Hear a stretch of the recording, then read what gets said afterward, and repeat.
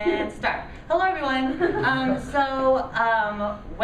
For the cabaret, each week we are given a new assignment. And because of last year's cabaret, I knew we were going to do the mashup assignment, and so I was dreading it because I thought that a mashup, I've never done a mashup, and I thought it's all about composition, music theory, and as you all know, music theory is not easy for me, 8% first test. And so I was really freaked out, and of course, halfway through the semester, we get the mashup assignment.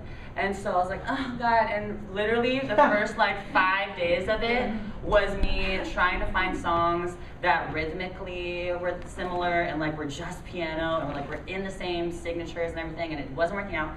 And I was like, you know what, push that aside, let's just look at the story of each song and try to find two that are telling the same story.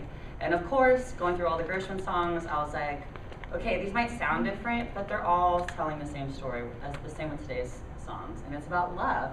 And more specifically, the two songs that I chose just happen to be about holding on to that love.